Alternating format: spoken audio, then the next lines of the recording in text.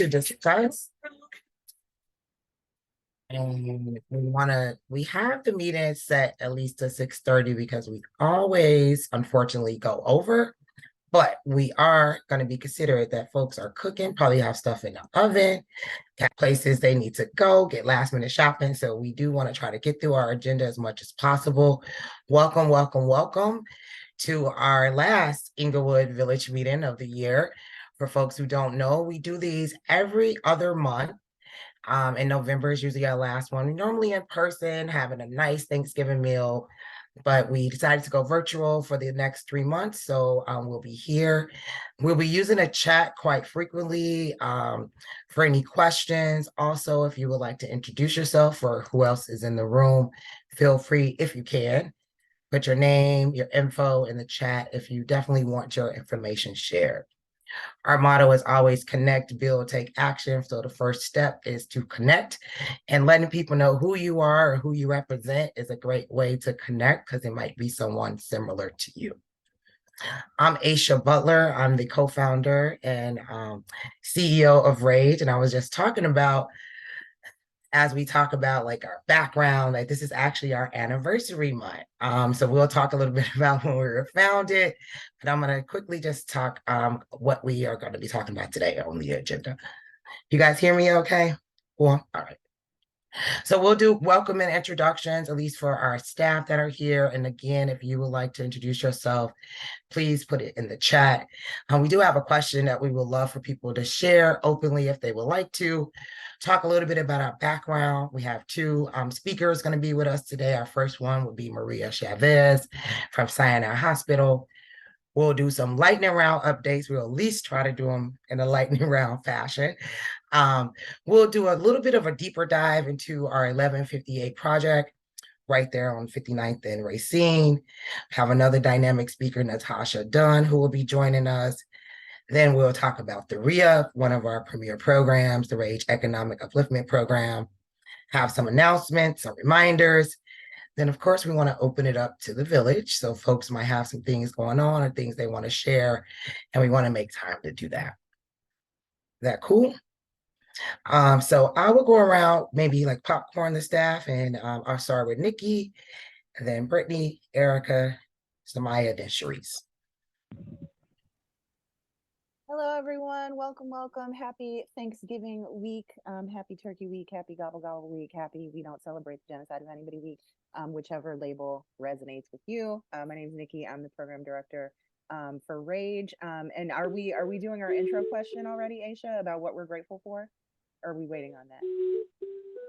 We're good with that? Okay, so what am I grateful for in Englewood? I am grateful to be a part of a group of people, which includes like our members and our network, who are so dedicated and so inspiring, so hardworking, and so standing on business all the time. I'm just grateful for that. It really keeps me going. It motivates me. I like to say all the time, I worked in pretty much every community in Chicago, and Englewood, far and away, has the hardest working, best, most dedicated people I've ever worked with. So I'm grateful for that. Thank you. We could go to Brittany. I forgot about that art question, our check-in question. Yes, go ahead, Brittany. Hi, everybody. My name is Brittany Norman. I'm the Senior Communications Manager with Rage. So social media, emails, etc. Those are all the me things. What am I grateful for? Have gratitude as it relates to the community Englewood. First and foremost, I think I'm incredibly grateful for the community and like the Rage members. Just still like I'm still on a high from the 5 after 5 that we did in November. And it was just so cool to see so many people come out that I've never met before or seen at a Rage event, that just like found out about it from the community. Just Englewood really does show up and show out for its people. Yeah, I'm just grateful for this community. I just recently installed my my photography at Kusanya Cafe, which I am able to do because I'm a part of this community. So just really grateful for all of that.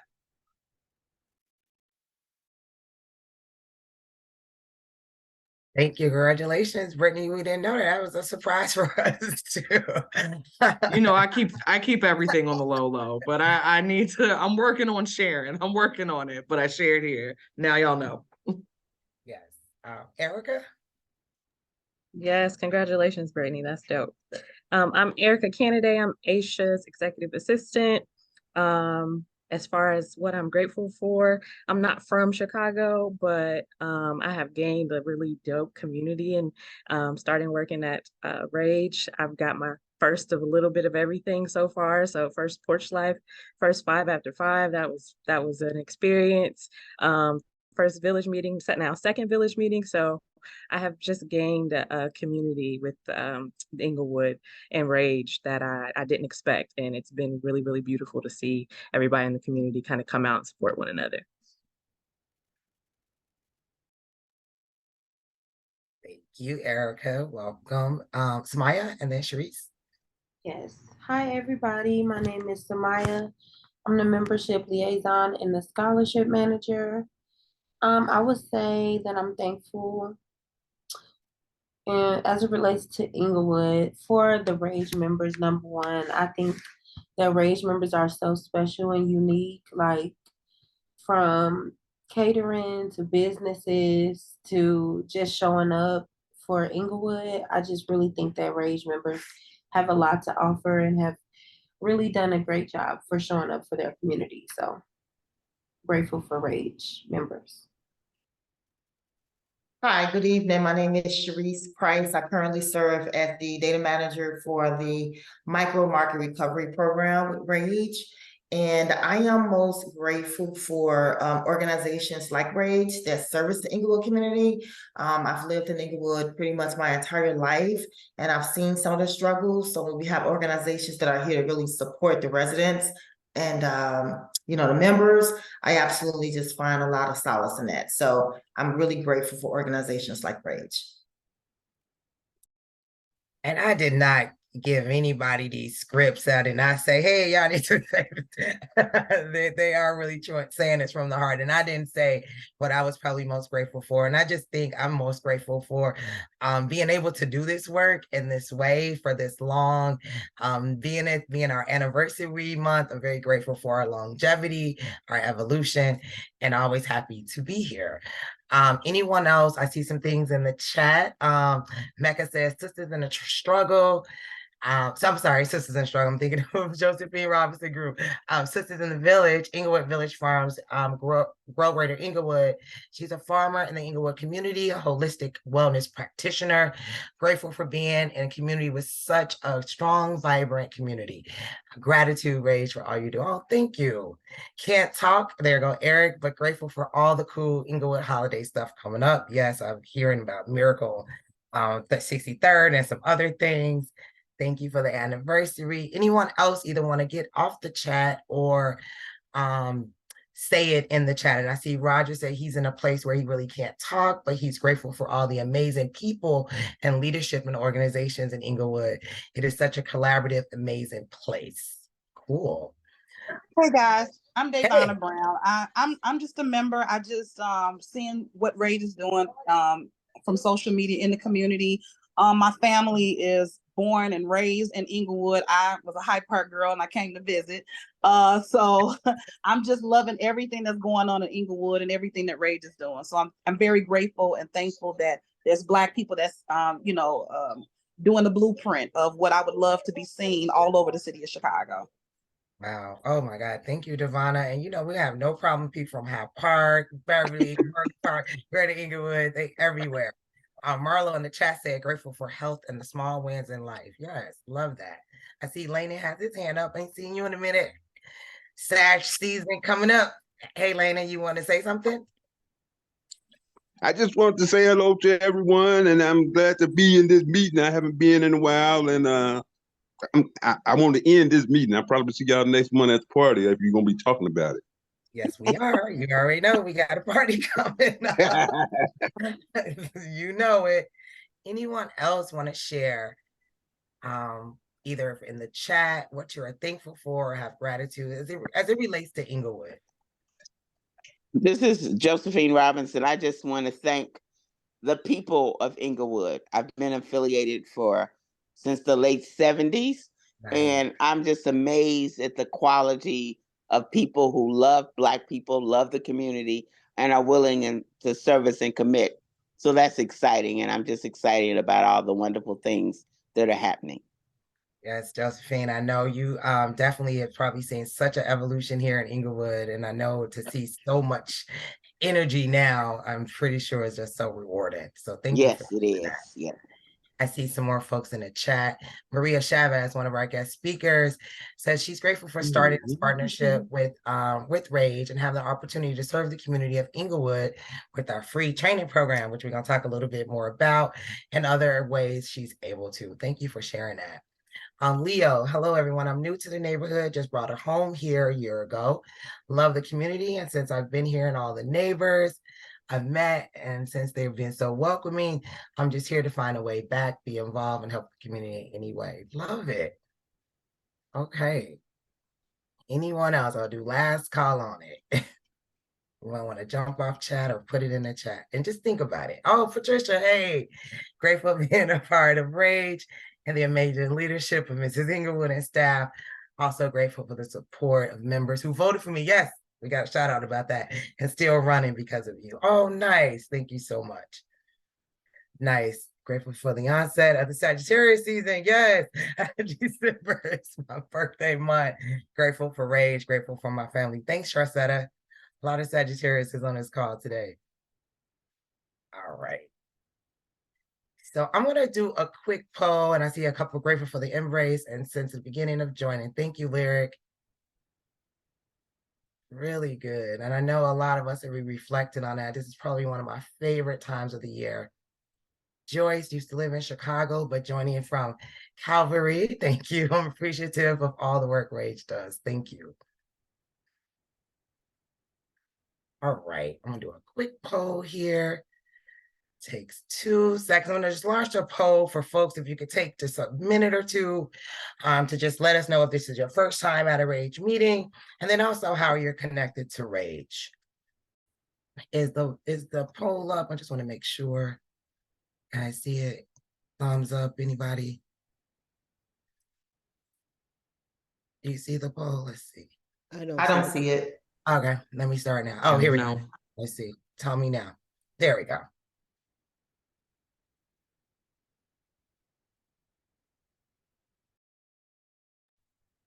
Take a minute or so, not even a minute, probably 30 seconds. If this is your first time, and then maybe how are you connected to Englewood?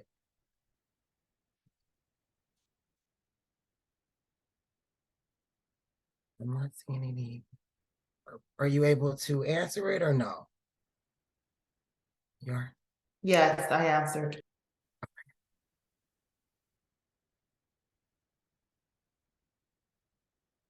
Well, let's see. Aisha, looks like some people aren't able to see it. Okay, Lyric just said okay. no, she can't. Okay. Well, if this is your first time at a Rage meeting, if you're able in the chat, you can just put a 1. And if you currently live in Englewood, you could put a 2. We'll do that the low tech way.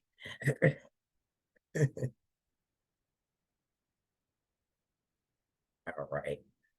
Let's see if we got. Yeah, it probably didn't go through. Maybe because I think it's the issues that we had with 2 of us being in. All right. Cool. Cool. So we always like to start our meetings around really like the mission of Rage. I mean, it's very, very kind of clear cut and to the point. We are residents within this community, and we're always looking for tangible solutions and try to really mobilize residents here and get resources here to restore our community. And I say that very intentional to restore because we know it's been stripped from resources, from the economy, from bias, policies. So anything that we do, any work that you see that we recap about, it's always to restore so much that's been kind of stripped from this community for so many decades. And then, of course, this quote is just really, when we started back in November of 2010, we were just residents who really wanted to find a space for us to vent, for us to build together, for us to create some things together. And instead of like getting together to just complain about some of the problems that we see in our community, figure out very creative and tangible ways to solve those issues. And that happened in November 2010. It started with a conference call, then a meeting at the 7th District Police Station. And now we are November 2023, years later, still going strong and still evolving. For folks who don't know, we are completely resident-led, actually Black women-led in every facet. All of our full-time staff are Black women. Our board are majority Black women as well. We do have one Black male, I would say, not to call that out, but and it's folks from the community who know this community, not something that's organized from the outside. We really look at the people in this community as our greatest asset. So when people talk about what they're grateful for, it really is the people in this community. They are the ones who Rage would not exist if we didn't have so much brilliance that lied in the zip codes of 66621 and 60636. So, and like I said, that's our motto. And this is just for folks who don't know that Englewood is actually divided into 5 different wards. It used to be 6. So when we really came together, that was one of the premises of like, we're divided politically, but how do we all work together regardless of these in the, these boundaries, right? It didn't matter if you was on the 20th ward, 15th ward, 6th ward, 17th ward. At the end of the day, we all deal with the same thing. So that was one of the premises of us getting together to be a united voice. And we've kept that going, grew without Greater Englewood into the whole Chicagoland area. A lot of folks who do not live in the community join Rage. So when she says she's from Hyde Park, or someone says they're checking in from Canada, that's totally okay. If you support our mission and our work, it's okay for you to join our association. So we welcome residents. Of course, those are our executive members, and also non-residents who've been connected to this community.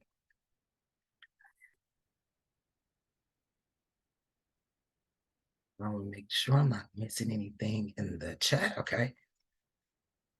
Equal opportunity. And how do you join Rage? Very simple right now, still through our website. Same website we've had since 2010, that's okay.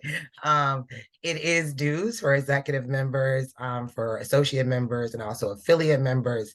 A really quick application. And I think the part that we care most about is your interest and why you join Rage. And those tell so many great stories on people, like why they want to join. They want to give back. They want to move here. They just moved here. They want to be connected. So please, if you have not joined already, please consider it. You can do it within 2 minutes, and it probably is going to be dropped in the chat.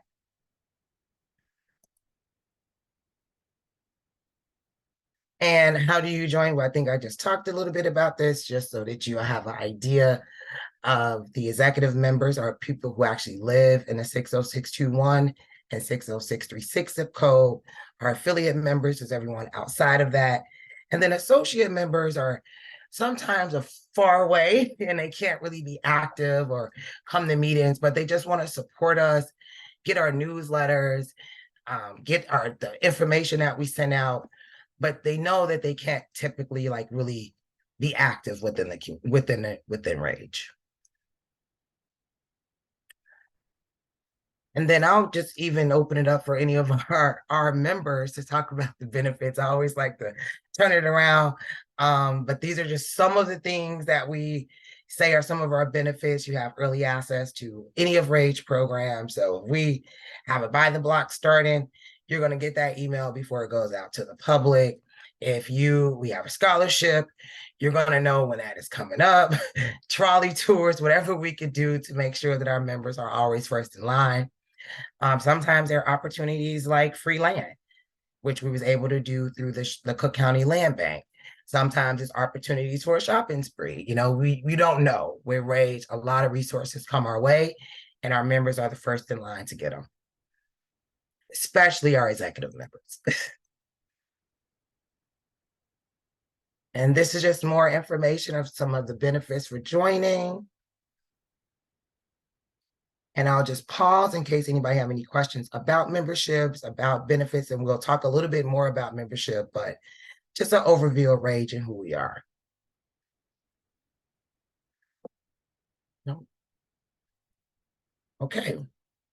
So Maria is joining us tonight from Sinai, Chicago. Maria, you tell me, is she on? I think I did see her already.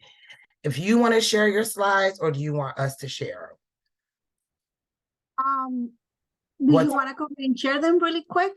Just because I didn't have them open, but Yeah, that's no problem. Okay. Let's And I know my time is limited, so while you do that, I'm gonna introduce myself.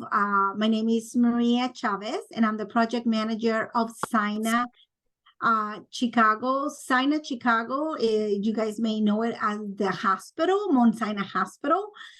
Sinai Chicago became an entity, and under the entity, there is a system, a health system, and under the system, there's 7 entities, and one of the entities is SUHI, Sinai Urban Health Institute. We can go to the next slide. This is a presentation that I put together for today. This is a free program that I'm bringing to all the community of Englewood, and I'm super excited to actually be able to share this with all of you. This is just our cohort that graduated back in March. We had 22 community health workers. They graduated on behavioral health specialty and 18 in health education. There were 40 students total.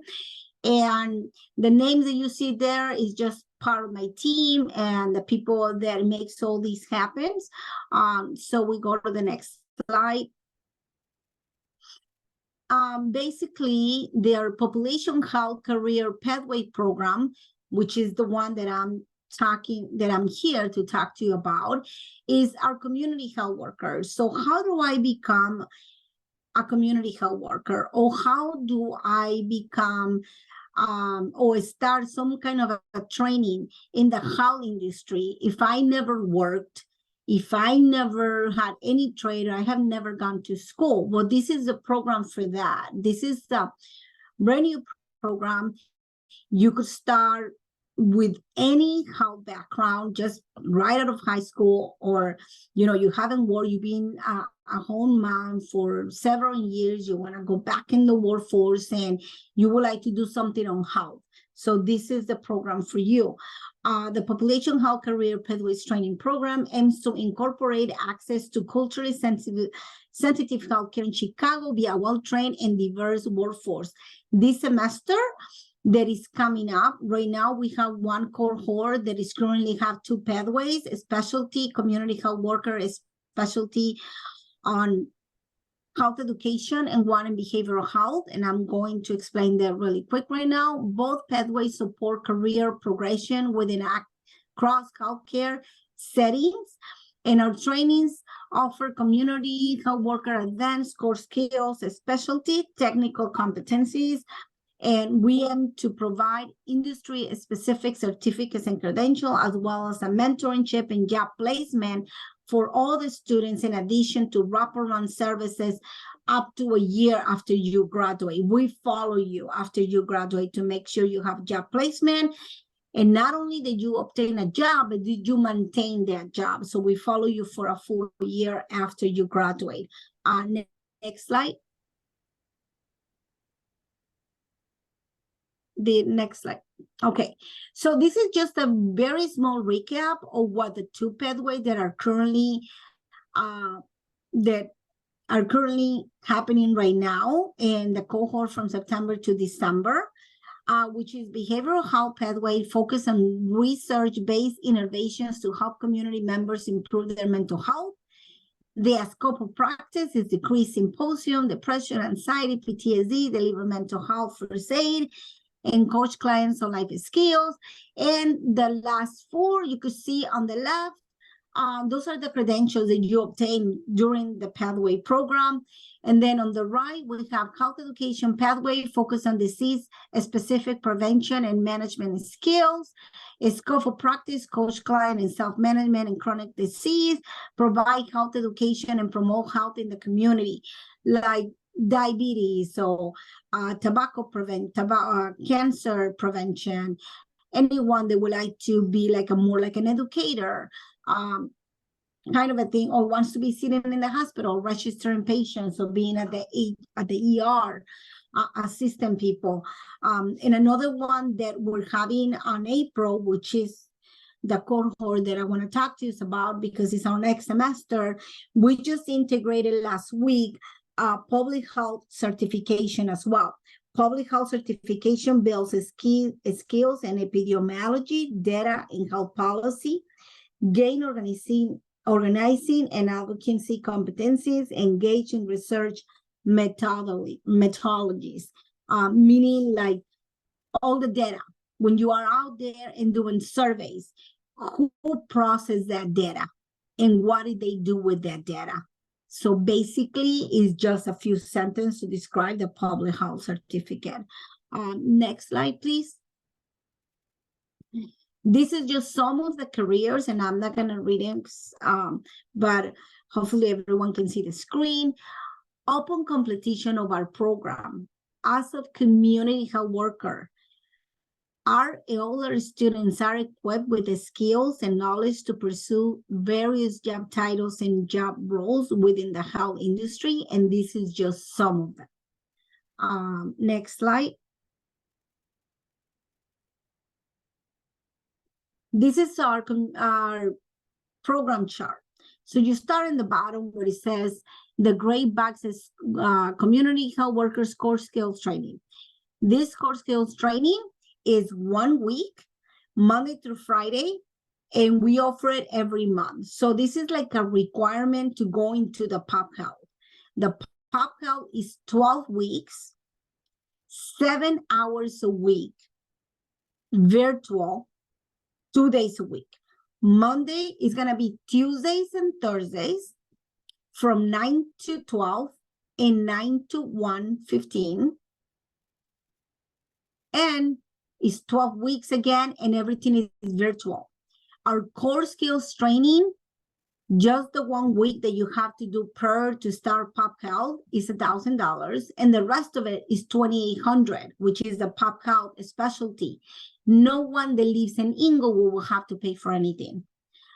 Why? Because this grant that we have, we specifically picked up. We had to pick up 4 communities to give out this free training, and we picked up Englewood, West Englewood, Norlando, South Lando, Melrose Park, Bellwood, and Maywood. So Englewood and West Englewood are the main priority for our programs right now for the next 3 to 5 years, and everyone that lives there as a resident.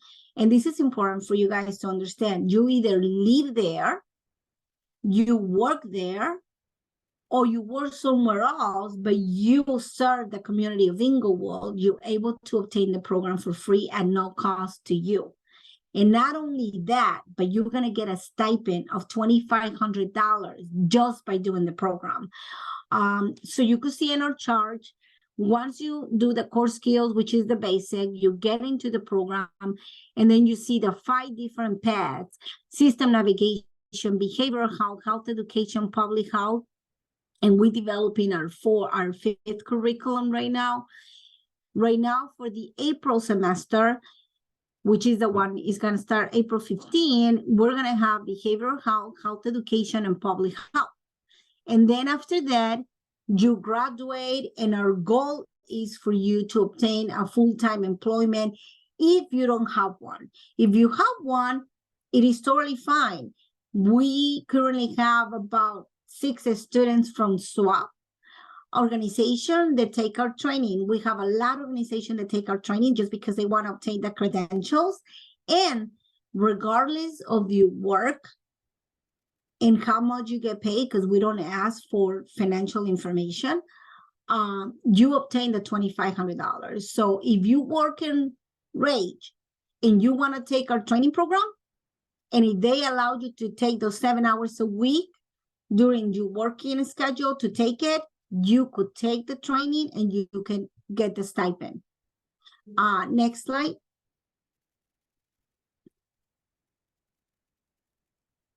And this is just some of the benefits that you obtain with us during the job readiness workshop and classes, you will learn how to do, all the residents will learn how to do, develop a professional resume, cover letter, list of skills, competencies, letters of recommendation, and references. This is just some of the benefits, the job interview and prep. We walk all our students and how prep them for an interview. And we also connect them to employers that are partnered with us as a part of our apprenticeship component. Next slide. The eligibility. Next slide is 18 years of age and older, have a high school or GED diploma, and have a proof of authorization to work in the United States.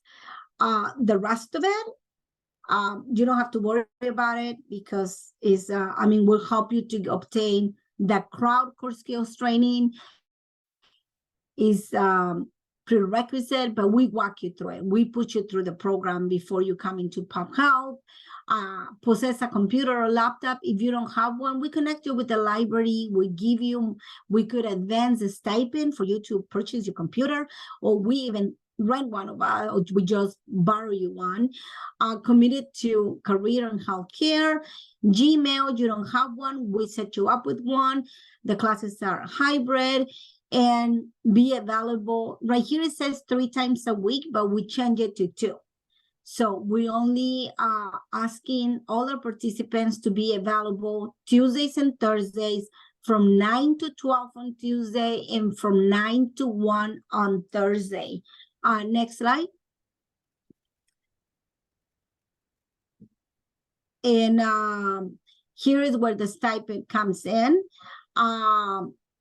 Some of the program incentives are monthly career coaching sessions, job readiness workshop, access to wraparound support service, like explained, for a full year, professional portfolio. Everyone that participates during the 12-week training program, you will receive a financial stipend of $2,500. And it's not, this is being changed for the next cohort. We're not going to do 3 payments. We're only going to do 2 or 1, and we're going to give it all lump sum because we discovered there was too much trouble, like requesting checks from Sinai, from payment. So it's better just to give them all in once. And then if acceptable, after you graduate from Pop Health, we have an apprenticeship component. The apprenticeship component places you into a job for 1 year. We pay half of the salary. The employer pays half of the salary. And on top of that, you get a stipend of because it says 7.5, is $5,000 just for going into the apprenticeship component. So it's like an incentive, like, yay, you apply, you qualify, and you were approved to do the apprenticeship. Next slide.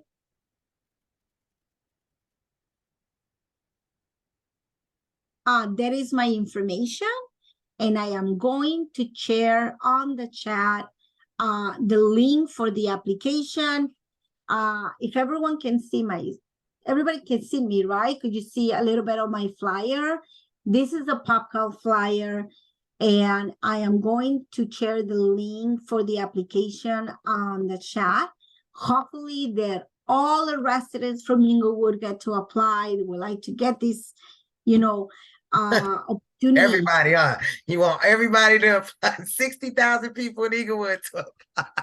Everybody to apply. I love it. Well, we do have a limit of 60 people per cohort for the area.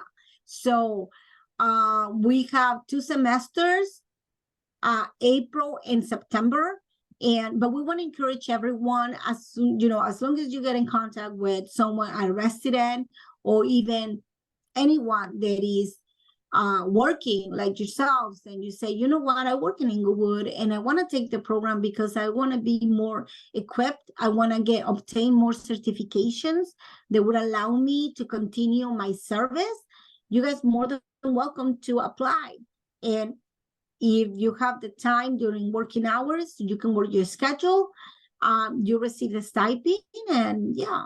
So right now, 30% of our classes are people that are already working and they just want to obtain more certifications.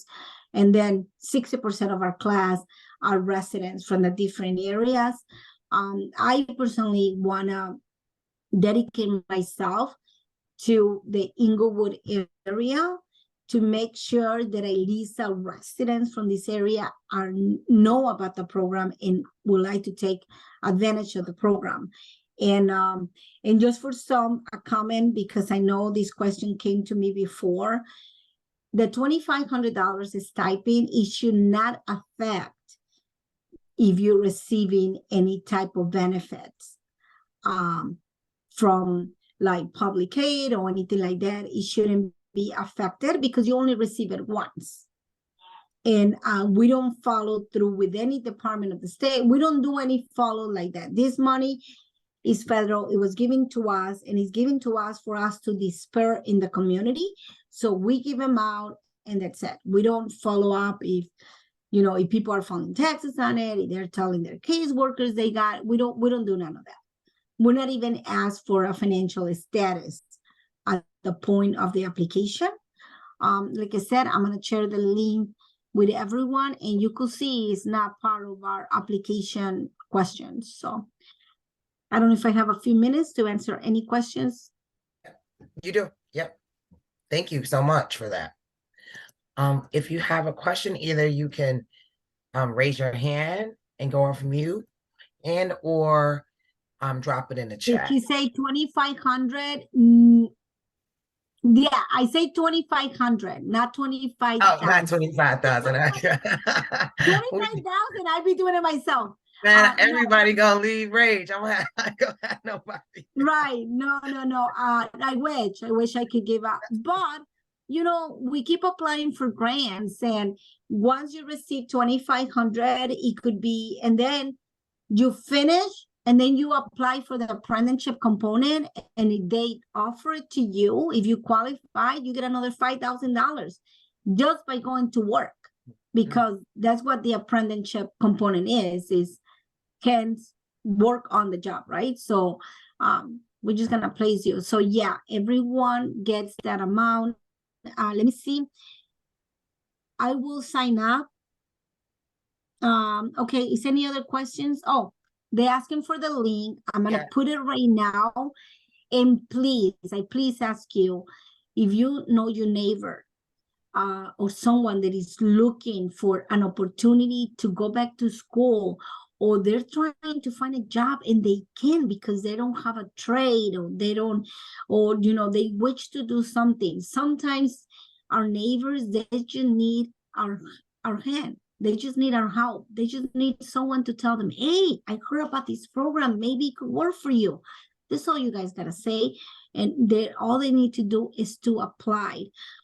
We do have a couple of residents of Englewood in our program. And trust me, it has been challenging. It has been very challenging. They don't know how to use a computer.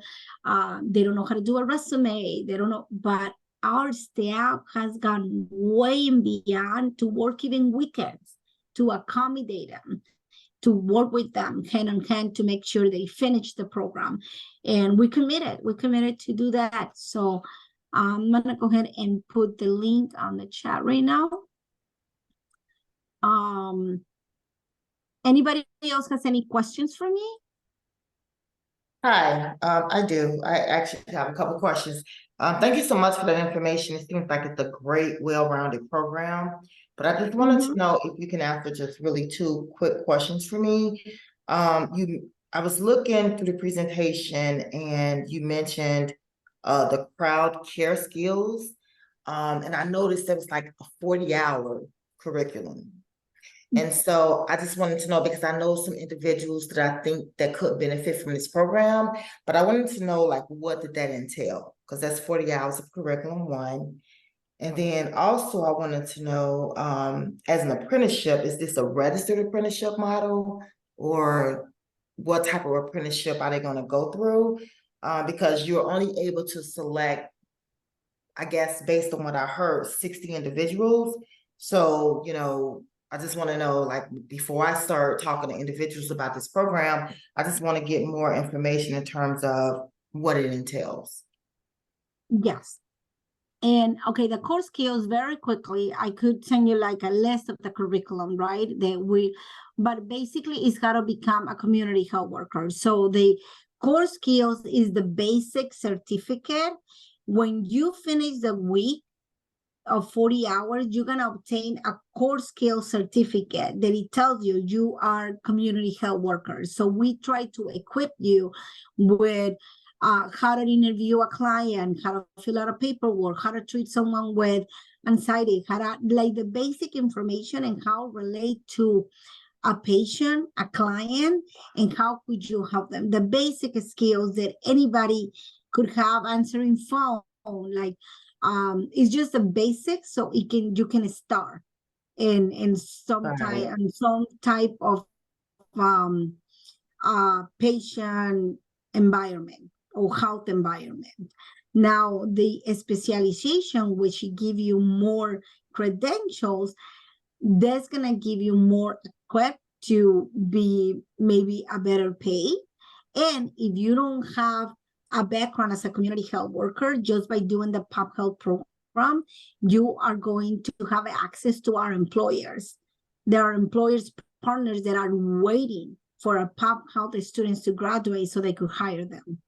Because one thing that I didn't mention is that as soon as you finish the program before graduation, we put together a career fair for all our students. So our students are 20 people. We do a career fair just for those 20 people. It's not open to the public. It's only open for the students, and our employer partners come because they're trying to hire the classes that we're graduating. And those are the type of partnerships that we have with the different employers. Now, the other curriculum, the other question. No, Your Maria, other I just question was gonna was, say, the link is not working, just to let you know. A couple of folks are, this rage, so we move quick. We ready to, we texting it's not people work. now. It's not Yeah, the working. link not Okay, let working. me see. We ready to, Let me so we see. got family members we gonna be around this week. We got people on deck right now, so we need that link. Real quick. I don't know what it just said page. No, you know what? Yeah. It is my fault. Let me put it again in here. And I'm gonna put that, let me give you the flyer too. Yeah. Okay, Yeah. but I will put it in here. But yeah, we definitely, did I answer your question or did I? The other question I asked was, were these registered apprenticeships? Oh, the apprenticeship. Okay. Registered. So, yeah. Right. For that, you need to finish Pop Health and Good Standards, right? And then you also, is going to be an application at the end for you to apply. Apprenticeship means work, like somebody's going to hire you and they're going to pay you salary, and then Sinai is responsible for your other half of the salary, meaning that we want to make sure that this is a good student that has the commitment to be on the job for 1 year. So there's going to be several interviews, and it's depending on how you did overall in the class too, for us to determine that you are qualified to have that opportunity. But nevertheless, if we have a lot of people, I mean, I hope I will have all the 60 people, right? But like I said, they need to apply it, and then we take it from there. But if in case that we go over our limit, which I will really hope so, we will create more openings for those students. We're not gonna let anyone behind. We're gonna try to do our best to accommodate everyone. But like I said, sometimes we need to, as a part of our learning process to the residents, we need to teach them commitment. And like I said, this program is not about, I'm gonna go to work for 2 months and that's it. This is a whole year. So if we place you in a hospital and a certain position, we spoke to our employers about you. We are funding you. We are you have a spoken person on your behalf. We need to make sure that the student is gonna stay, right? So that is why it's a process for you to to enter into the apprenticeship component, which at this point we would love for everyone to be part of it. And I think that we will get there. I think that once people start getting familiar with the program and see it that it works and how does it work, I think that people will be happy to join. I know that it's a lot for me to chair and for you be able to understand what everything is. But once they get into the program, they will be able to understand it a little bit better. But yeah, we're more than happy. There's the flyer. Yeah, Now the flyer also has a barcode. So let me try. Okay. Did everybody can see the flyer and open it? Yeah, it comes in as a attachment, but if you have the correct link, definitely. Yes, I'm gonna do that. Drop Yeah. that Oh, in the chat. definitely. Let me go ahead and do the link. I'm Okay. gonna type it in the chat right now because I And was just practicing. And I don't. Okay, and I don't, and I know we are, we try to pack a lot in during our agenda, and I definitely want to make sure that we get all the odds and ends of this program and even think about how we can possibly go deeper to have the conversation. I know like our initial conversation was like partnership, and so I do think it might be worth us, thinking through a more detailed orientation or info session together where we can really map this out before April 15th. Yes, and I really would like to have a partnership with you in the way that if there are residents they want to come through you and you guys want to put a list together and advocate for them, you guys more than welcome. And then we can work one-on-one directly to make sure that there's the application. I just put it up. So the link is, I had to test it too. So the link is working. And I just want to make sure it's no more questions, but thank you so much, Maria. I don't think this will be the last time we will connect. We would definitely. Oh, no. And you know what? I want to put myself available to any organization from Englewood. Yes. And even to you, if you guys want me to come in person to explain the program to community residents, or there is a specific group they want to get together because they want to have more questions about this. My information, I share in the chat one more time. Just send me an email. We get together again, either via Zoom or in person. Just you tell me how can I help you, and how can whatever is easier for anyone that attends that is here tonight and that wants to reconnect. I'd be more than happy to do that. Thank you so much. I really appreciate you coming and speak at our village meeting, sending the information. We would definitely be in contact, and we'll, just kind of keep this conversation going. We really appreciate you. Thank you. So, and you don't have to leave. We just got other things. You can sit and stay with us, but I really appreciate you walking through this program. Definitely can be beneficial to the residents. Thank you. Mm-hmm. All right, so our lightning rounds, I'm going to turn it over just to do some brief membership updates, and I will turn it over to Samaya Butler, our membership liaison. Hello, everybody. So just to do some membership stats. So since the beginning of 2023, we have had 218 members. It actually went up by 2 since we did this, so it's actually 220 now, but 218 newer members this year compared to last year when it was 193. So a little bit of growth there. Still have a little bit of work to do, but it's definitely an increase from last year. So this is a map of where our members are located in the greater Englewood community. So as you see, we have members in the 6th ward, the 16th ward, the 15th ward, all over in Englewood. So And I just, for folks who are not familiar with the boundaries of when we talk about Greater Englewood, that's 55th on the north, 74th on the south, the Dan Ryan, and to Hamilton.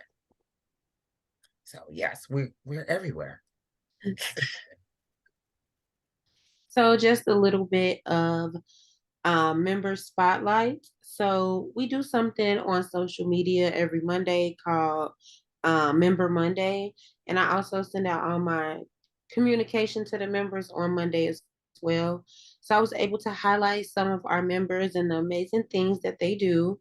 So the first one is a picture of Marlon Haywood at his opening of the Annie Mae was it Peterson Community Court? Patterson, yeah, Patterson. Patterson Community Court. So congratulations to him. Next we had Terry Purdue's soft opening at her house to home real estate business. So congratulations to her as well. And then next we had Patricia Cunningham. She placed second in the Fab over 40. So thank you to the members who voted for her. I also put that in the member communication as well and on social media just so she could get some more votes. So is she on, Patricia? Can we still vote? Because I know they cut it out. I know you are you still there? If we do put, if anything we could do. Yes, I'm sorry. Yes. Yeah, let's get you in first place. If you can, let's drop the link in the chat. Okay, thank you. Yep. Sorry. no, it's okay. Next we have Dion Dawson, and he is the winner of the Chicago Innovation Awards. Dion Dawson has the Dion Chicago Dream, and he gives out fresh fruits and vegetables every Friday to people who sign up and want to get them. So if that's something that you're interested in, you should definitely sign up for that. He has some really good fruits and vegetables. So to join Rage, just a little recap. So you can go on our website at rageenglewood.org. And then if you scroll down just a little bit, it says you can either renew your dues or you can join today. Dues for executive members are people who live in Englewood. Those are $25 a year. If you don't live in Englewood, but you still want to support and be engaged, is $20 a year. And then if you just support Rage's vision, but you can't truly be engaged, it's $10 a year. So you definitely could join today, and you'll be hearing a follow-up from me within the next 2 weeks. Thank you. I'm just making sure there's no questions. How do I renew? How do you renew? Yeah. I'll drop that in the link. Brittany dropped it. Yep, it's the No, same. I want to know, how do I know when is my membership up? I can't remember when when I signed up. So I want to make sure I'm on target. I'll message you directly and let you know. And we also, you should get a reminder when you're 30 days out. Okay, thanks. Mm-hmm. I'm going to turn it over to Sharice Price, long-standing member, but also serving as our micro market data manager, to just do a few updates around some of our work around vacant housing and home ownership. And I'll turn it over to you, Sharice.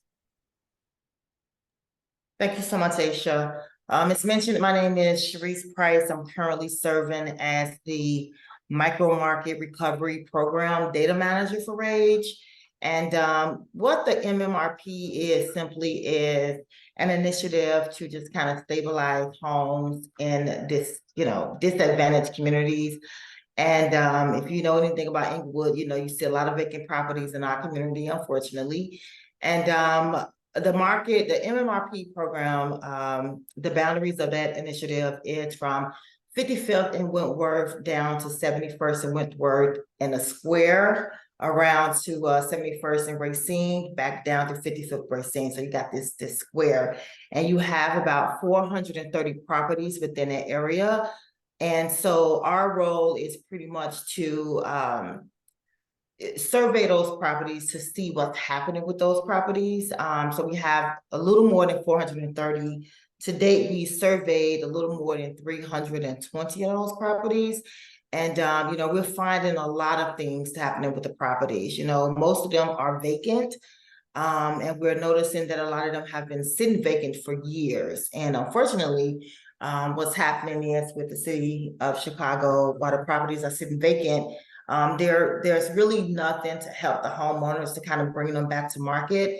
We're noticing that these properties are just sitting vacant, getting fined, and then years after the property has just been sitting for years.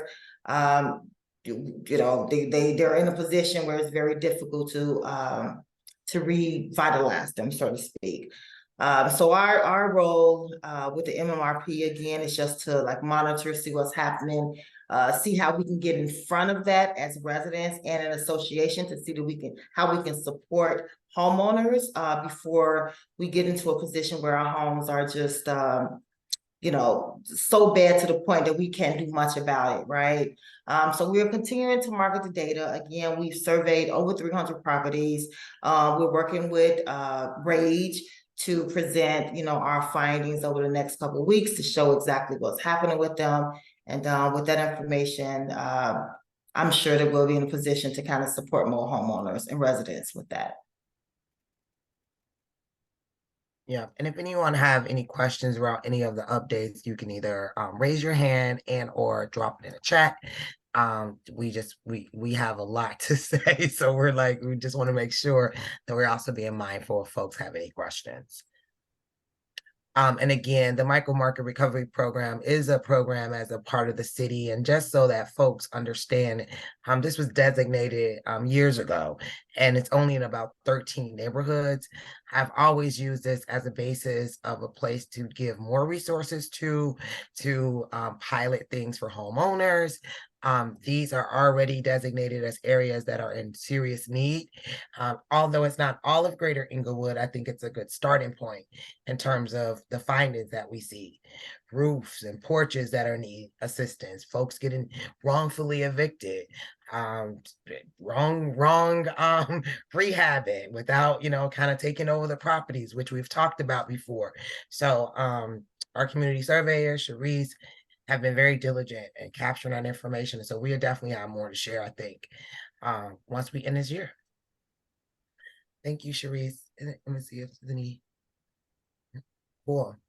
So not too long ago, we actually launched a legal clinic.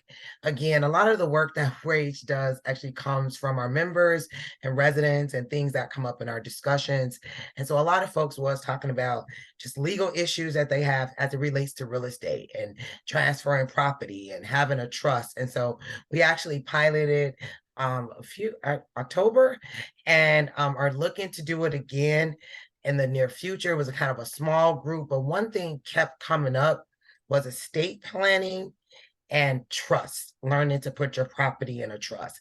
And so once we saw that it's a huge appetite for that, we do have some follow-ups where we're going to have some lawyers who specialize in that and might do a kind of a part 2, but really focus on that estate planning and some of those things. Anyone who was at the legal clinic would like to share anything, you don't have to if you have a case that's more confident, but anything about it that you learned while you were there, feel free to speak up or drop it in the chat. And then I'll turn it over a little bit to Nikki to talk about our recent McCormick Place tour, McCormick Foundation tour, with a lot of other groups within the community that we did. Was that October as well? I'm off. October went so quickly, and now we're in November. I don't know when that was. Was that October? Nikki, I can double check the calendar to see when it was. I believe I think it was in October. Okay. Pretty sure it was October. Yeah, okay. I'm pretty sure it was October. Our October was pretty intense. There was a lot of things that we were working on in October. I want to say about the tour, what was awesome is that it really, and I think this is true for like the walking tour this past week, right? That it's different when you get on the ground in Englewood, right? Like we can talk theoretically all day long, but when you actually like go to different places and see with your own eyes, like how things are developing, what people are working on, what they're doing, and how some of those dots connect. It was really, for me, it was really cool. So we, went to a bunch of different sites around Englewood. We started off at Kusanya on 69th, and then we took the bus down, what was it, Halsted, I believe, Yeah. and we went past Teamwork and like a bunch of other places, and then we swung around, I want to say down 59th Street. Is that what we did? I think we swung down 59th Street. We stopped at what was it, Grow Greater Englewood, I think. Grow Greater Englewood, on Halsted, Growing Home, Growing Home, Imagine yeah. Englewood F. Yeah, we would. EG Wood, yeah, we bopped around to a we bunch of went different we went places, around, yeah.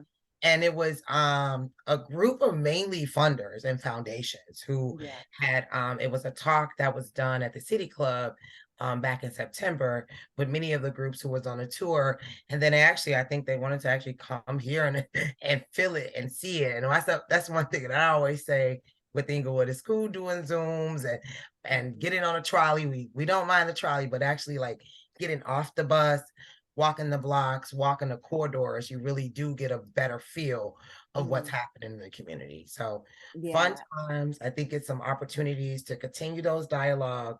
Hopefully it's some opportunities to support some of the work we're doing with those foundations, but also just to learn more about what other groups are also doing in the community, and really show that most of the development work, or a lot of these projects, are happening literally from the people on the ground. So that was really special.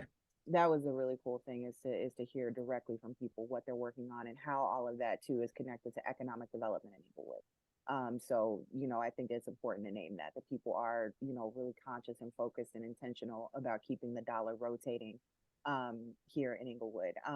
We do have a question in the chat regarding MMRP, if there are volunteer participation opportunities outside of surveying properties. And I think Sharice is going to drop that answer in the chat. So I'm gonna let her do that. Yeah, and kind of speaking of which, we actually just did a walking tour Saturday, where we have had several by the block at home buyer education programs. We're on our ninth one. Yeah, our ninth one. And so we invited everyone who was either registered or, showed up at one of the sessions to actually walk the area around a product, which is the TIF purchase rehab product. TIF is tax increment financing.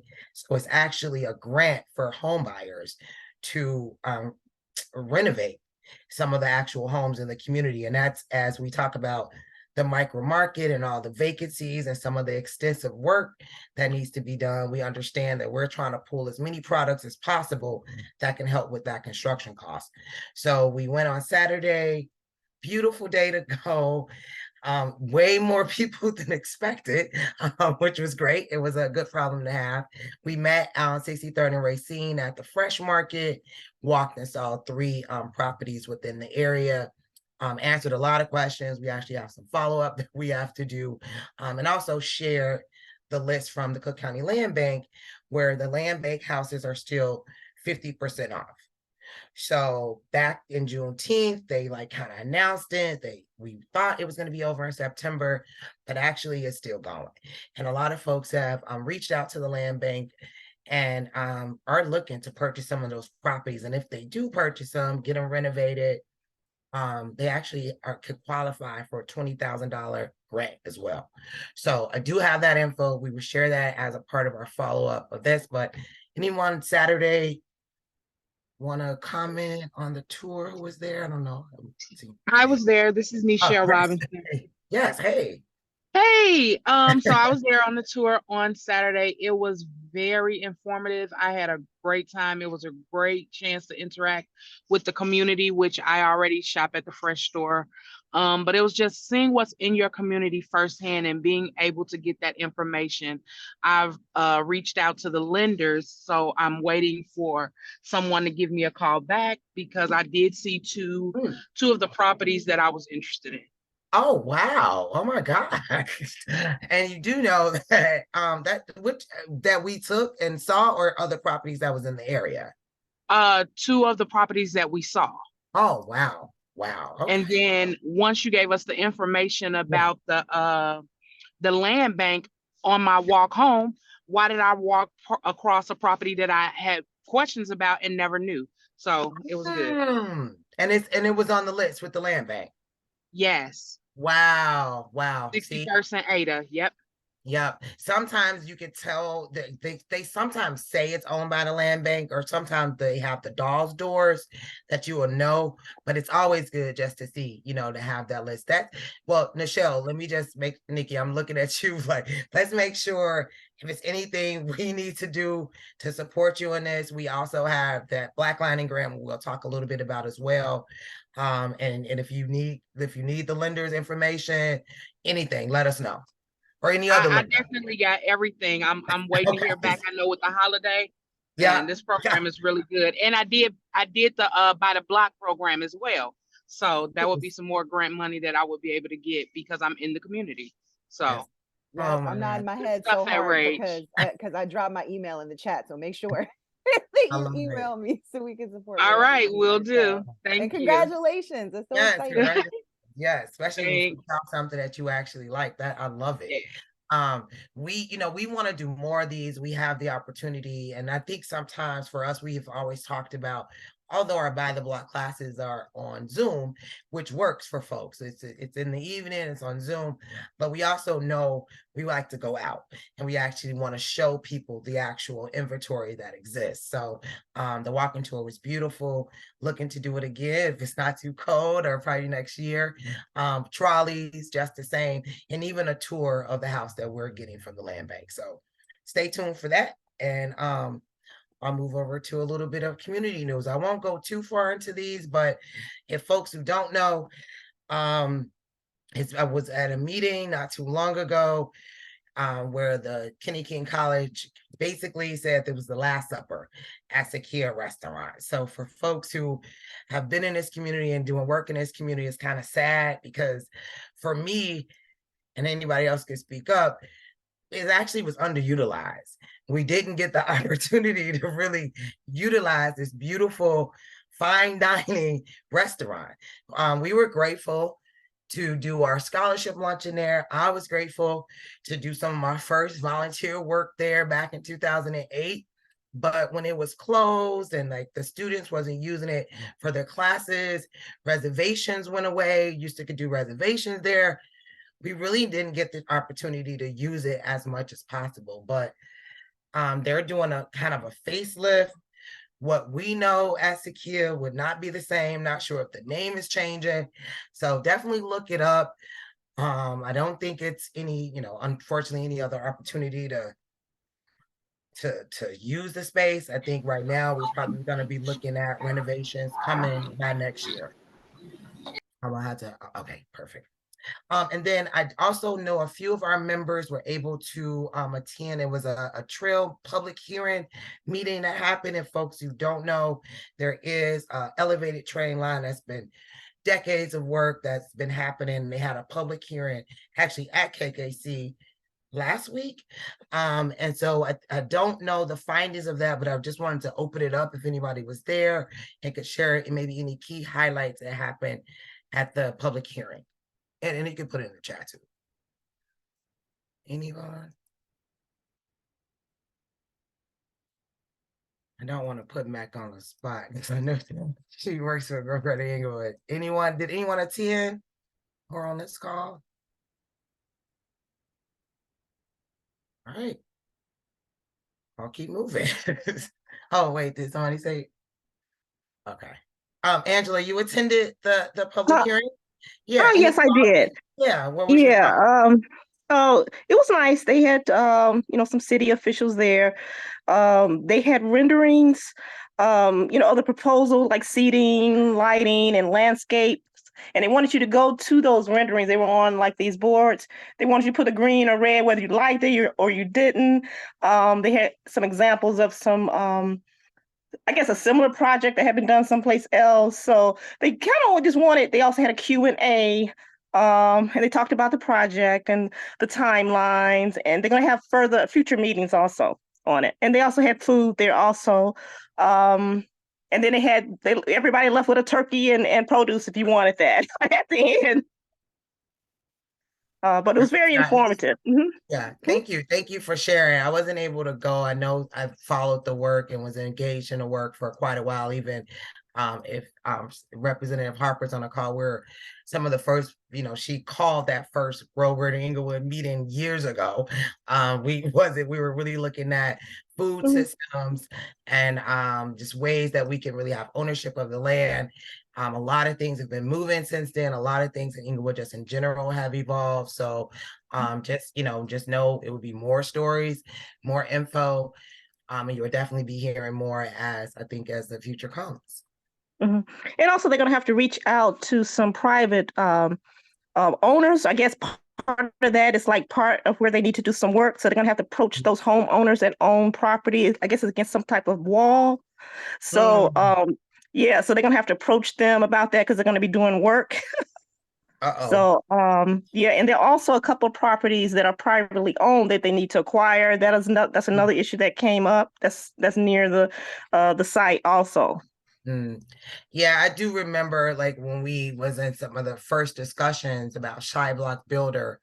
I remember the city holding off, or at least holding the land over there and not letting the residents purchase any land if they wanted it because some of the development. So that does kind of make sense that something is going to happen in terms of the land and how it would affect residents, at least the ones that are right there by the trail.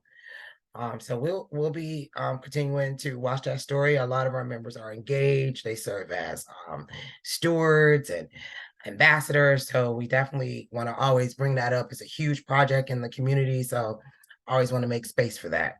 And then of course, right in front of it is the building we're acquiring. So for folks who have never been on any of our calls or understand anything that we've been doing, okay, no problem. Thank you, Brittany. And we have purchased this property from the Cook County Land Bank. We actually put a bid on it in 2021, and we didn't close until 2023. And the idea, because it's the former Leon's, was to actually use it as a space for food and beverage, a sit-down restaurant. We just talked about how Sakia was really underutilized. It's not many spaces that we can have large gatherings with food or to bring a family actually to a space. And so it just made sense with the layout of the space. And I'll show you a couple of layouts in a minute, that kind of a front facing restaurant where outdoor dining on 59th would be absolutely a great asset, and so many other assets that this would do with this property. So we usually always give an update, but we don't go into a lot of details because we're kind of been in pre-development phases and hasn't been much to report out.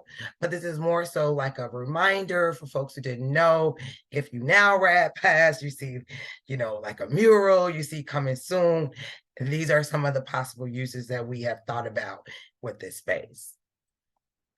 Actually, when we talk about the re-up and why we even do the Rage Economic Upliftment Project, we talk about the actual retail leakage that goes out. So we had 194 million years ago, but now it's actually 300 million of retail dollars that leaves the greater Englewood community, which is huge. And from that, most of that is, of course, not going to is not reflective of demographics here. And when I say that is that we're at 90% of this community is African American. We was 99% a few years ago, kind of slipping down to about 91, but just knowing that all of that money is really not going back within this community. So we really wanted to hone in on that and figure out a way to, even if it's in a small level, a scale up level, to really get that dollar rotating back. So we got this space to not only, bring investment to that corridor, but also to celebrate and uplift and work with Black-owned businesses looking to grow in Englewood.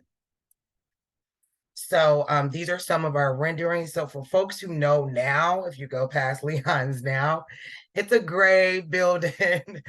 Not so pretty right now, but for us being in the design world, we get to see really cool renderings. We really get to think kind of outside the block. I mean, outside the block, outside the box in terms of what things can actually look like at this space. And so even the thought of a door at Racine. So right now it's no door. We will actually put a new interest at this at 59th and Racine. It's just some of the thoughts and ideas that happen. And Nikki, I know you've been in these meetings, so anytime you want to jump in, feel free to do that. Yeah, we have weekly design meetings. And this is actually like the rendering I think we've shown either online or on our website. That shows Rage offices will be here at the top with a little bit of a roof deck. And then down here, the first floor on the soft end is where the sit-down restaurant would be. And then, of course, this is the Racine side where the entrance would be for another retailer. And then on the north, facing the actual trail, is also a space that we would have.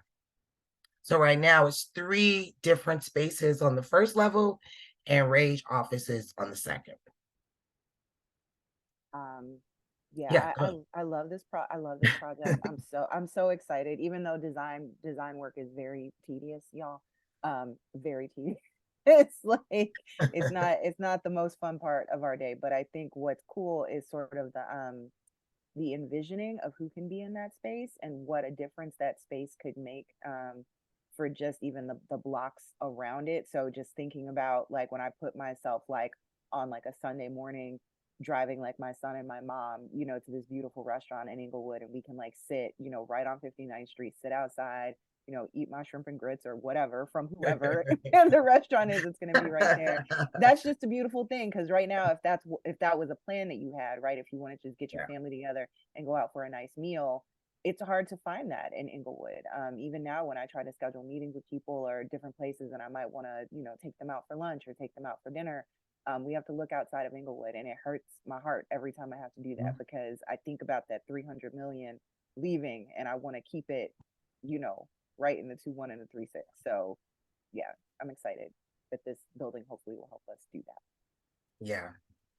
And right now, folks know, I know I take 59th all the time when I'm heading to Midway. I take it now just to check on the building. You know, it's not a lot of activity on 59th. Yes, we do have the trail and some nodes of like vacant lots being repurposed, but really it's really underdeveloped. And so for us, it was like, okay, how do we kind of make our mark here and really spark some energy within this corridor? And then also because of our other work on Racine, when you go 4 blocks down to the former Wood School, and then you look at the Fresh Market, and then some of our advocacy work with the Green Line, it just all makes sense. We've been very engaged with some of the initiatives around violence prevention that was happening at Moran Park, and we know an investment is coming. And so really this kind of Racine corridor, 59th Street corridor, to me is just a great opportunity where community-driven project and development is happening. So we probably had talked about either last year or any of our meetings, some of the tenants that we actually had letters of interest from. Now, because we move so quick sometimes, we were reaching out to folks way back in 2021. And to tell somebody like, hey, yeah, you know, would you be interested in this space, and not necessarily have our renderings and all the designs together? We were a little bit too ambitious, but we did still have interest from several different businesses. But since then, things have changed with those businesses. Things have changed in terms of our model for this space. So we're kind of doing a newer recruitment and marketing strategy. Nothing that we can like launch right now, but we are thinking about other ways that people can know more about it. We feel a little bit more confident now that we've been in the design phase, that we have ownership of it. So a lot of those things are just really, I think, just important to us to just make sure that we're taking our time in terms of a tenant here, because this isn't necessarily just a regular tenant and owner's relationship. This is a part of Rage. This is a part of Englewood. This is a part of the re-up. So it's not just a capitalistic relationship. This is about somebody who's a responsible business owner who will hire locally, work with a local neighborhood association, and really become embedded and a part of the thread of Englewood. Right now, our space delivery date, We're saying February 2025 because we just want to Would be ideal. able to pop Make out Black for History during Black History Black Month. History Month. That's right. But, you know, realistically, it looks like it might be July of 2025. I want to say too that part of the goal for this space is that we want to turn this into a destination. Yeah. Like we want to turn this into a reason. You know, there are lots of reasons to come to Englewood, but we want to make this yet another reason to come in Englewood and hang out in Englewood, not just pass by, not just skate by, Yeah.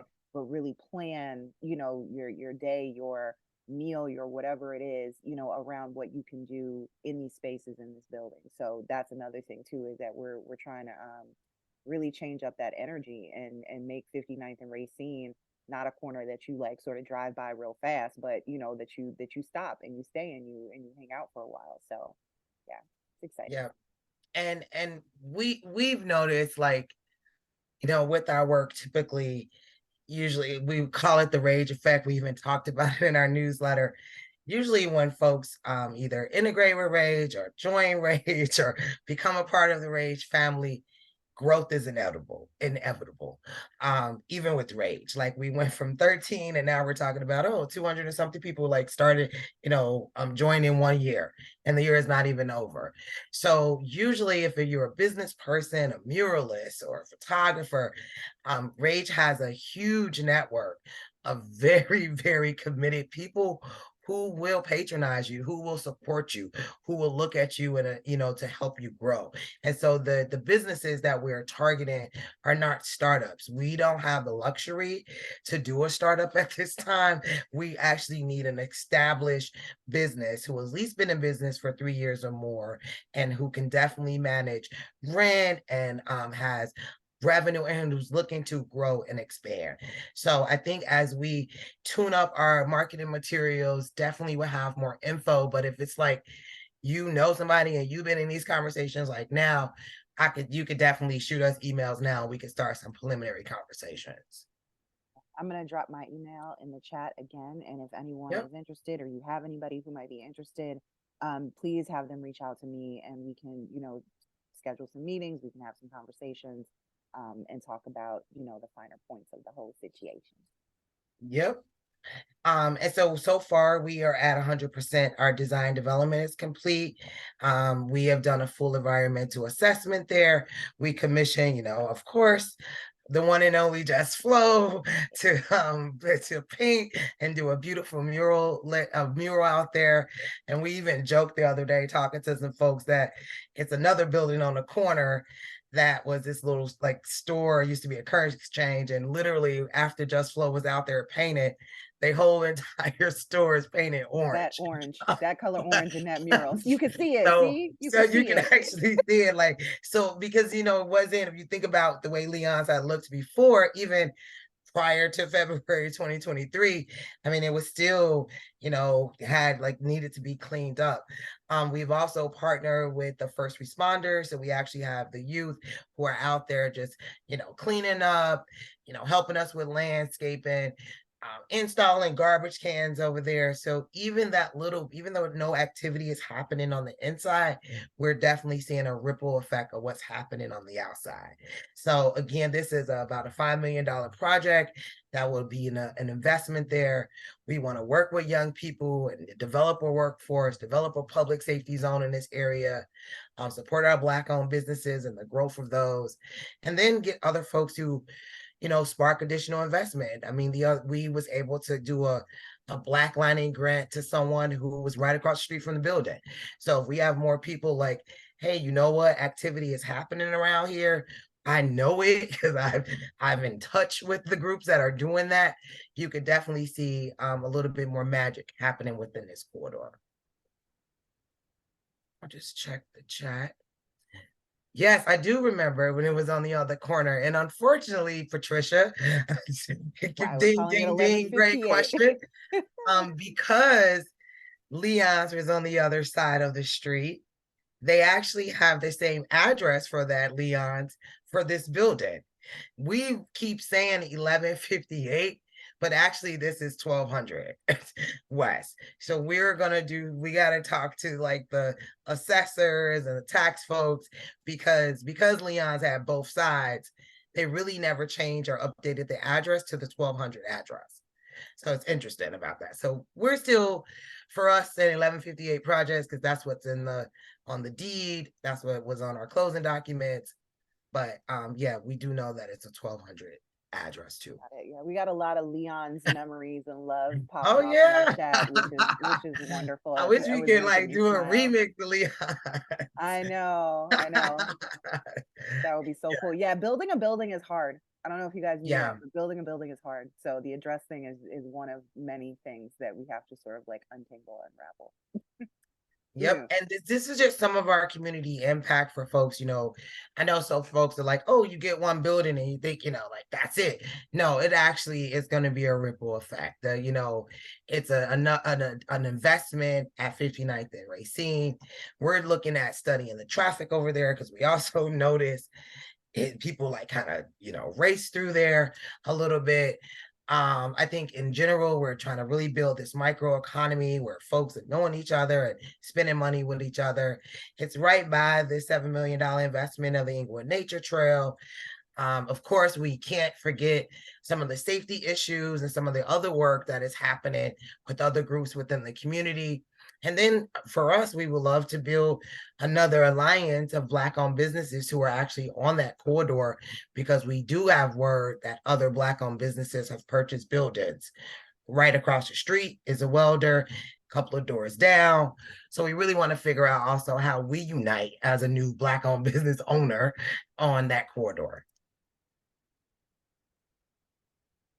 And then the jobs that we are looking to do. And then, of course, we still want to renovate. We've been ambitious with 48 homes, but we're just saying that is our target, to look at some of those homes over there and to actually be the renovators of that. So it doesn't just stop at 59th and Racine. Few more updates are, like we said, a little bit about our drawings. We are 50% complete with our construction drawings, hopefully to be done by the end of this month. Looking to start our construction permit. We do have some discussion around that in terms of our process with that. And then even with these dates, we hope this will be shortened, because we hope to have a self-certification for this particular project that could expedite the permitting project. Because that's another thing with large projects like this. The city can sometimes be very slow when it comes to permits and zoning and other things. So we're okay. We're patient with it. It's a huge campaign. It's a huge project. And we hope to be launching our capital campaign in Q1 in 2024. So if anybody on the call or anybody in the Zoom has experience with capital campaigns or RAGE members and want to assist us with that, you can also drop a 1 in the chat, and we will be following up on that.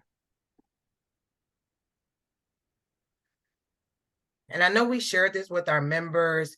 These are just some of the things that we've been doing in the design world in terms of the rooftop. I get a little like, oh God, we got to go through this. It's been a great process. The staff has been included in these. We want to do some more in-person charrettes around some of these things. And we also use this as a way for our members to tell us what did they feel most comfortable with, what would they like, at our members only meeting as well. And this is just our updated timeline. Hopefully it doesn't go into July 25th, but if it does, cool. But this is where we are. And I'll just kind of open it up for any thoughts. And I know our time is slipping. And okay, so how does a Black-owned caterer get in touch with y'all?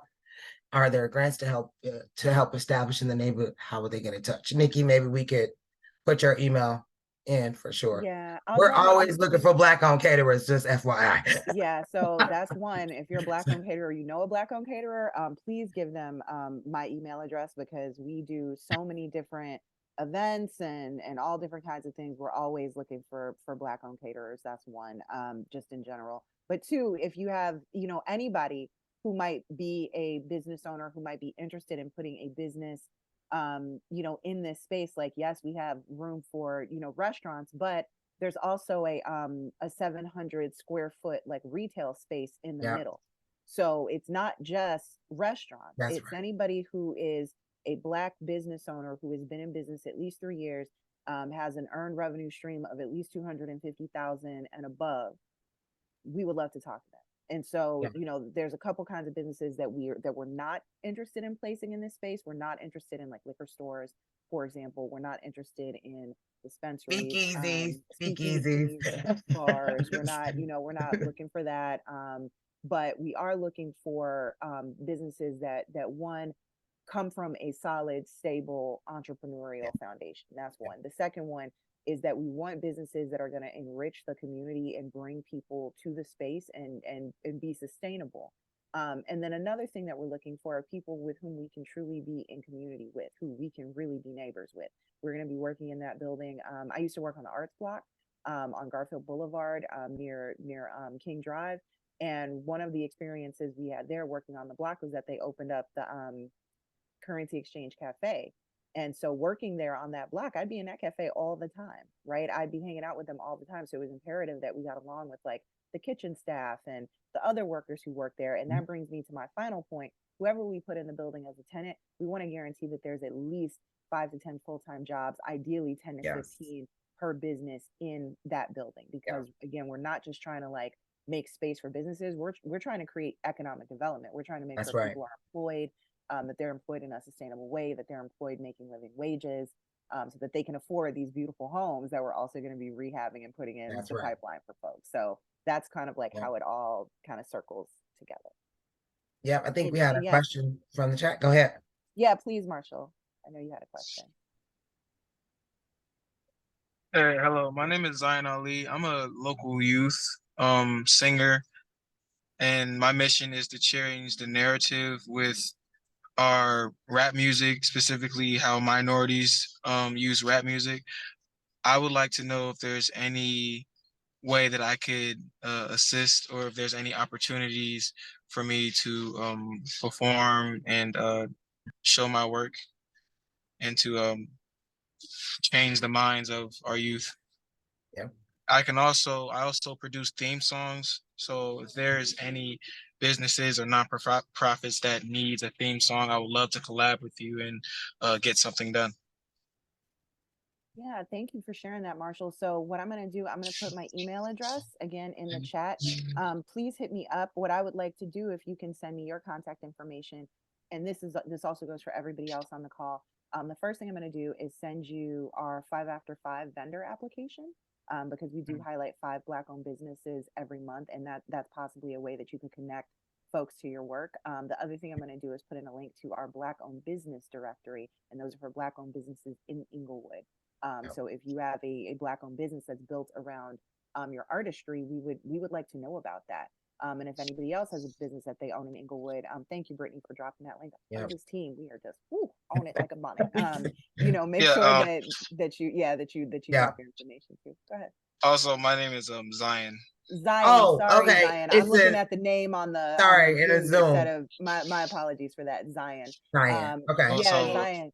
Yeah, please fill out those links and let us know more about you. That's really how we work as an organization. We like to connect with people, build relationships with them, get a real deep understanding of what you do, and then figure out how we can take action together. So yeah. Do anybody know Josephine Robinson? Yeah, she's just on the She's call. on this call. Yeah. Oh, that's my auntie. Oh yeah, she's there. Oh, groovy. Well, it was a blessing meeting you. I'm still gonna be listening to the conversation. Sure. Thank you. I appreciate that. That is something that we also do as well. Have done, definitely had events where we like to showcase the creativity of the folks in the community, especially from song, dance, poetry. I just want to pause if there was any questions around the building, the layout. This is kind of the layout of the first floor. Let me make sure I'm looking at the right one. Yeah. And these are just multiple, just 3D shots. So we have more folks that just have questions. Again, if it was anything, people that it's like, are they for real? Like, and they want to see some architectural layouts, please just let us know. Thank you. And then I know our other speaker has some, which is okay. She has some technical issues and couldn't make it. We'll definitely have her back probably in January. But just to re-up in action, and I'll go a little, not quickly through this, but I think we have mentioned before, we got a house donated from the Cook County Land Bank. It is at 516 West 66th Place, right next to our partner school at Benjamin Mays. Folks who have been thinking about like Landon and other folks who used to be on our housing task forces so many moons ago with the Englewood Quality of Life, we always talked about, you know, not only building a pipeline of homeowners, but also being the developers that can help rehab some of these homes. So we are going to use this as a learning lab. We are already in conversations with our general contractor in terms of using this as workforce learning, and then ultimately creating a new homeowner. So we have not yet closed on this house. And so, but we are looking into our membership and folks who are interested in this work to be a part of our planning team. So if you being a part of the planning team is something that you will want to, be interested in, want us to follow up on, either put your email in the chat so that we can follow up when we start having those planning meetings. We're thinking about having a tour of the house for a re-up working group or either a housing task force group. So that'd be something that'll come up very soon. Probably not this winter, we'll see, but very soon we'll be touring the house for folks to see it and get an idea of what we're thinking when we rehab it. It's a single family, although we love our 2 flats and 4 flats. This one, we are doing this as a starting point because we will, of course, want to do much, much more throughout the community. And the fact that it was donated and we didn't have to pay acquisition, we're in a good space, but it will take at least $250,000 to rehab it. But we have tons of supporters, tons of people who watched our work, and it's projects like these that they actually want to invest in and fund. And so we're excited about that. And I'm gonna give it to Nikki to talk a little bit about 5 After 5, the remix, and where we're going. Awesome. So if you have been to the last 2 5 After 5s, you know that they have been completely and totally and incredibly off the chain. We have had so much fun, so much good food, so much good music, so many incredible businesses. It's been just wonderful. So the premise of it, and I kind of have to talk about like what 5 After 5 was so that we can understand what it is now. So 5 After 5 was a really cool series that happened at Whole Foods when it was still open on 63rd. And you would pay $5 and you would get to sample, some food and some wine, and you got to listen to DJ Dap, like tear it up on the ones and twos. People would be footworking in the aisles. It was really, really amazing. And if you go on Instagram, you'll be able to see some of that old footage. So when we thought about like bringing back 5 After 5, we were like, well, we're not going to be doing like, cheese and wine sampling. So what other 5 things can we show off? And we said, oh, we're going to show off the businesses in Englewood. Let's show off 5 businesses every month. So you can get 5 businesses after 5 p.m. And so that's what we did. We posted it at the Hidden Gem, which is a beautiful event space on 63rd and Racine, owned and operated by Rick Oliphant, whose family has long time been Black business owners here in Englewood. And Rick has been really, really cool in terms of, supporting us with that space. And so in that space, there are monitors, TV monitors. And so what we did is that we really thought about, hey, there's some Black owned businesses like, you can't just put a table up and do regular vending. Like, if you have like a car shop, people have heard me make this joke before, but if you have like a car auto shop, like you're not gonna put like a muffler on the table, right? Like it's a vendor. So we said we got to think about this in a different way. So what we do is that we put folks like logos and photos of their products, their contact information, their name, a photo of them as the business owner. We put those on the monitors. We make room during the evening to introduce our 5 business owners so that they can talk to the crowd and tell them a little bit about who they're about. And the reason why we wanted to do this in this way is that it's not about like a one-time transactional thing. It's not about people coming to 5 After 5, selling all their products or whatever. And then that's it for the night. No, this is about sustainability. And that, it goes back to our tagline, connect, build, take action. So what we wanted to do and what we're going to keep doing with 5 After 5 is connecting folks to these businesses and then giving them that opportunity to build together, to build relationship so that like folks in Englewood can keep taking the action of supporting our Black owned businesses, not just once, but over and over and over again. All of our business owners who have been featured, you know, the folks who have sold products on the night of the event have done very well. The folks who haven't have seen an uptick in the attention that they've gotten from folks, the awareness of their businesses, which is really important. Marketing and advertising, when you get done with everything else as a business owner, it's the marketing and the advertising that usually takes a back seat, and that's where Rage comes in. This is a beautiful marketing tool for businesses in Englewood. It's a beautiful way to get to know, you know, your customer base and connect with them. And so one of the other reasons why we're also doing 5 after 5 is also to support our Black-owned business directory that catalogs all of the Black-owned businesses in Englewood in one place, which is also, I think, a really beautiful thing, especially with Black Friday coming up. It's important that we know who we can go to, where we can go to shop, how do we keep our dollars right here in this community. So now that I'm done saying all the words at one time, take a look at the slide. This is a link. If you want to be a vendor for 5 after 5, fill out that link. We are taking a pause for the cause in December and January because we tired, y'all. We need a bit of a break. Holidays are coming up, but also, you know, Rage likes to move very thoughtfully. So when we come back in February with 5 after 5, that's going to be our Black Wall Street edition. It's going to be the, you know, the biggest, boldest 5 after 5 yet. We're super excited about that. We're building that out right now, and we're hoping that for the February one, and Cherise Price, who leads our MMRP work, is going to be leading the planning for that. And Cherise is going to, you know, really be thoughtful and has been very thoughtful about not just, again, supporting Black businesses, but how do we support Black wealth, Black legacies, and making sure that we're holding on to all these beautiful assets that we're accumulating. So yeah, exciting stuff coming up. Yeah, and if you have any ideas of businesses or know of businesses, and we say drop them in the chat, because one thing about Zoom that helps us is that we literally have it as a transcript. So you're like, oh, I know a business that I could possibly be thinking about, or oh, what have you guys thought about this type of business? I mean, like, so many different ideas are usually percolating in our re-up working group. And so although we're talking about all the stuff that we're doing, we do have a space where we focus in on this. Same with the home, same with the MMRP, where all this stuff kind of live within our re-up working group. So if you don't join Rage immediately, you still have a space where you can still be a part of the work and a part of the discussion, a part of the planning, because a lot of we appreciate that insight. Yeah, absolutely. So yeah, so you know, just keep an eye on your inbox. There will be emails coming up for the re-up working group meeting. There will be an MMRP newsletter coming out very soon, as well as some notices around planning, you know, planning meeting for 5 after 5. So if you're also interested in that, being part of the planning for 5 after 5, just, you know, hit my email and I'll let you know what's going on. Do you want me to talk about Black Lighting, or do you want to talk about it? You can. I was just gonna say, since all things are black, black, black, we could just go right up into Blackity black, black, black. Because I'm Black, y'all, and I'm Black. Sorry. A CB1 moment.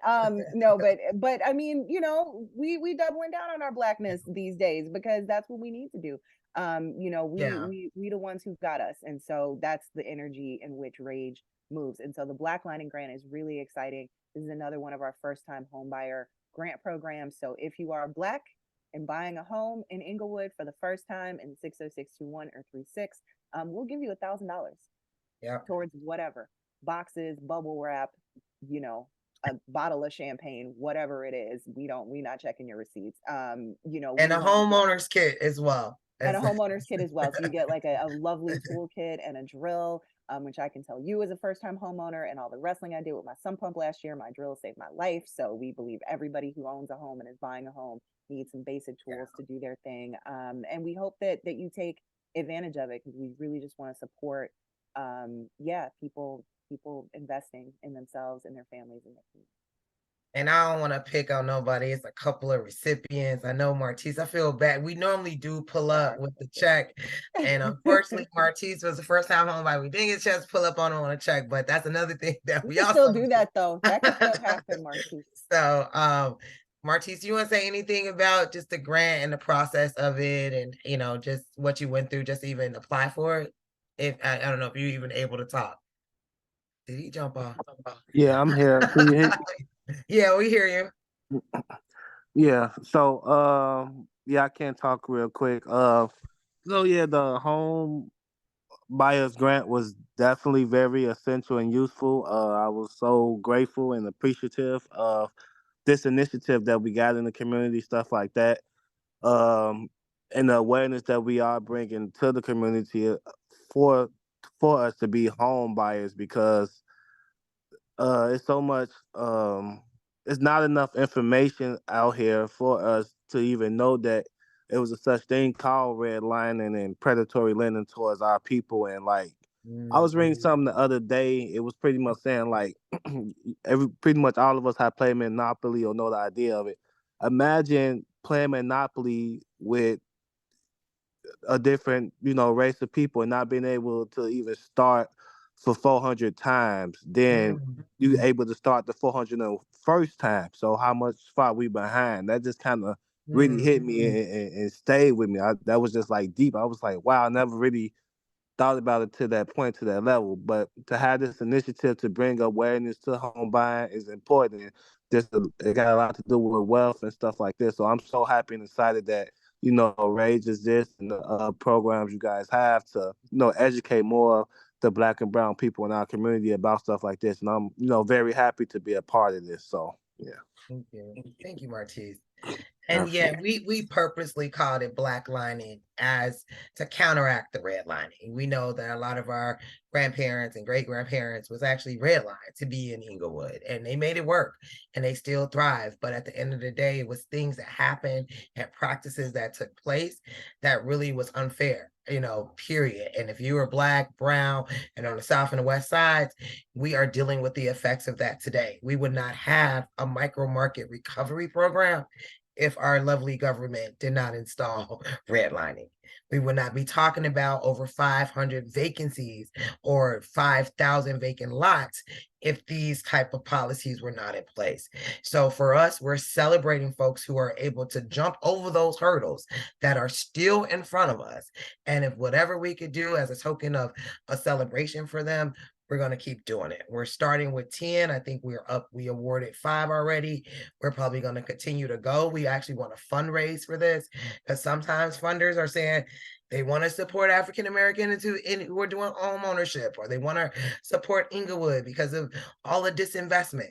Well, they have an avenue to do so. We did it first, and we want to see who won't come to the table and add to it. So our working group meetings are always the first Wednesday of the month. Anyone is welcome to join these. This is where we kind of talk through Black homes, Black dollars, Black owned. That's the tagline. So jump in it. And then with that, maybe Nikki, we could talk a little bit about, we also want to talk to other folks nationally who are having a conversation about reparations. We have shared it with our members because staff is going to show up and we're going to be in our rage way. But we do want to hear some of the thoughts, talk about some of the things that we know can actually work in Englewood and build with others who are on this. So if folks, have questions in Evanston, because I know they're like one of the first folks who have started reparations, like kind of a policy, and have gotten folks on board, but it's coming up next week, actually. Yeah, it's coming up next week. And that, I mean, when we talk about like reparations, I think people think of like just handing over like checks, but even in the way that we're doing it, where we're taking some of like the money that we get from some of our funders, and then we're turning that into the Black Lining grant, we're turning that into the Black by the Block grant, into like re-up your bills. That's, I want to hear how other people might be using some like maybe similar strategies to sort of funnel the money back into the pockets of Black people, because that's, Black pockets matter too. And when we think about too, like some of the work that we've done, like distributing land to the homeowners here in Englewood. I mean, we have a very small population of people who own and live here. And so for us to be able to give them land, that was a sign of reparations in a way. I mean, they could build on the land, they could, cultivate the land. I mean, and we want to continue to think about just partnerships and innovative ways we could do that. When we talk, I think people get leery when you hear reparations. They think we're talking about $1 billion check going to everybody. It's not just that. Sometimes it could be forgivable mortgages.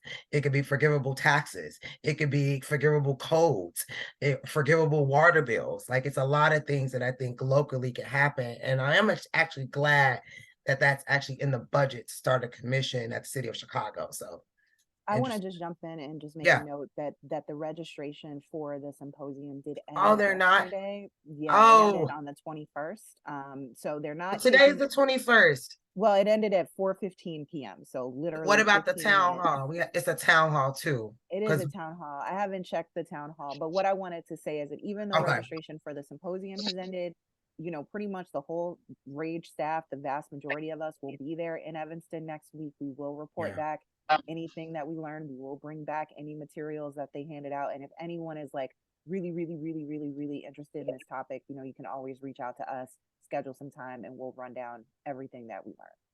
Yeah, and I think it's a town hall as well, because it might be a space thing that's happening that Friday night.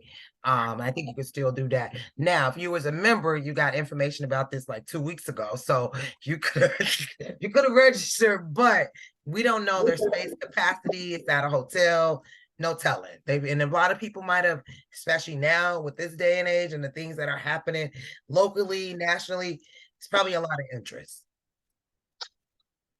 Oh, thanks, Sonia. I'm sorry, State Rep Hopper.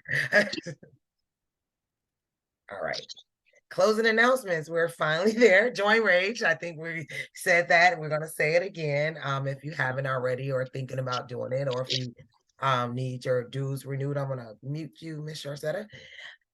It's always an opportunity. I think, again, we sent this out even yesterday. We posted in our Facebook group. As soon as we get things, we post. So we try to go really quickly because we do know space runs out. So I think joining Rage sometimes does give you that advantage. If you're not ready to join Rage yet, it's still other opportunities to connect with us, to build with us before taking that step. I won't play the trailer because we're a little bit later on time, but we're going to be on HBO November 28th. Well, it actually was a great discussion with Charles Blow, who did a manifesto about Black people actually migrating back to the South. I mean, we just talked about what happened when we came to the North with the redlining and so many other things, that he has this philosophy that if the majority of the states are actually African-American, we could be building power that way. So it's a trailer out. I'll play a little bit of it quickly just so you can see it. I'm trying to find a way we can lift the burden.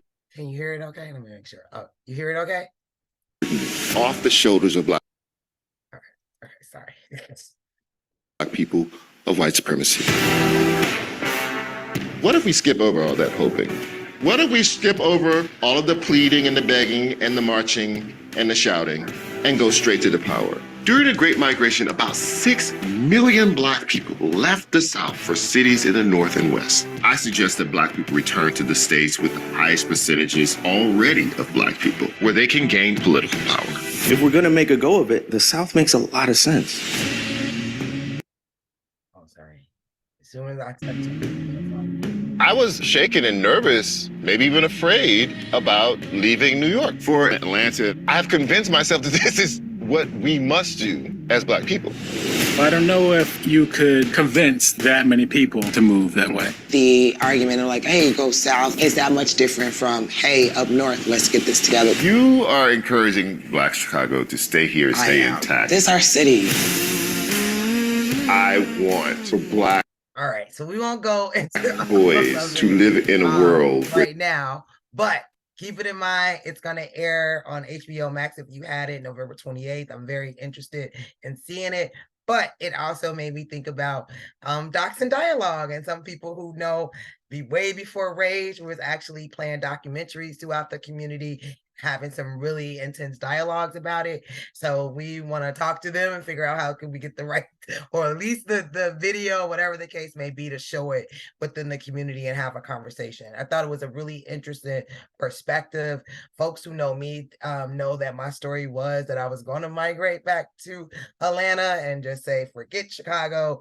But I did decide to stay, help build Rage, help nurture Rage, connect with with our neighbors, which I think is a great, conversation to have. So Stay tuned. That's coming up soon. Also, yes, we are partying again this year. Last year we did members only because we were just off of COVID. We were scared to get together, but we'll be mindful. We have a really large space, and so it is going to be open to the public. And I just noticed that it says 1 p.m., but it's 11. I'm sorry. 6 to 11 on Thursday, December 21st. We do have a link if you want to register, but more details will be coming. And it might be an opportunity to have an artist perform. I just thought about that. The space is big enough. All right. Few more upcoming events. Again, we have we are always looking at everybody's page to figure out what's happening in the community. Again, our mission is to mobilize residents and also resources and opportunities to restore our community. So if we see ways that you can be involved, be informed, anything, we're going to share it out. So these are some of the upcoming events. We'll probably still have more. Terry Purdue is actually having a grand opening. She did a soft opening when we were talking about of House to Home on the 28th from 1 to 6. Definitely would love the Rage family could come out and support. And then we got a couple other things. I did just find out the receivership training. It always, the wait list happens. It is a waiting list now. I had the link in there. You could get on the waiting list. This is the opportunity to learn the odds and ends of getting properties that go into receivership. I'm doing a talk with the Weave. 6th Ward is actually distributing turkeys or at Hamilton Park tomorrow. And then, of course, we talked about the reparations training. And then again, the information about joining the working group, any info about the Black Lining Grant, just really want to underscore that again. Any questions about that? And then we'll just open it up. I know we don't have a lot of time, so we got to make it quick. If anybody have voices from the village, 60 seconds, you have the opportunity to speak your piece or share anything you would like. I have something, Aisha. This is Marlo. Yes. Hey, Marlo. Hi, how are you? Good. I just wanted to let everybody know that the court is open. So if you know anybody that has a case that fits the criteria, the age is 18 to 26, and it's nonviolent felonies and misdemeanors. So they can let me know. I think I dropped my email in the chat. We've had police officers refer people. We've also had community members refer people. So we are located in the Salvation Army building. So if you know someone who gets involved, who fits that criteria, you can always let me know. And we have circle there during the weekday. So community is invited to come there. And we have court on Wednesdays. So it's open to the public. And just for folks who don't know, you might have put it in the chat. Could you tell them a little bit about this court and this system and way this works? Yes, so it's the Restorative Justice Community Court here in Englewood. There's 3 throughout the city. There's one in North Rondale and one in Avondale. And so the idea was to keep them out of, to be able to dismiss cases. So the state has agreed that if they go through this program, which is a circle process, and they agree to do various tasks, and so community members who sit in the circle also come up with the tasks that the participant has to do in order to get the case dismissed. So if they finish the program, the state is dismissing the cases, and teamwork is actually helping with expunging the case. Nice. I love it. And then eventually join Rage and be productive citizens and volunteer with us, probably. Absolutely. Absolutely. Yes. Absolutely. That should be, we got to talk about that. It actually could be something that they required, if it's possible to be required to do. And we could definitely figure out ways to engage them. Absolutely, because they do community engagement, they do financial literacy, they do parenting courses, and all of these services are offered in the community. So we just connect them to the services in the community. And I think it helps them because then they're able to see the resources that's available in the community. I love it. Anyone else with anything they would like to share? Voices from the village. I see Elaine and hand is up. Go ahead. Well, I just heard about that community court thing, and I was just saying it did a good job out on the west side where they first brought it out, because that was a project that was in the making for quite some time, a long time ago. I remember working on it, so it must have been it must have had a good response on the west side about it, and I'm quite sure they should have an even greater response here. Absolutely. The chief is actually looking to put them in all neighborhoods, but there are just some things that need to happen before you can position them into the community. But all the communities are looking to get them. Yeah. And if you're not able to voice something and you want to throw it in the chat, definitely do that as well. Anyone else? Anyone else? Hi, Asia. This is Yeah.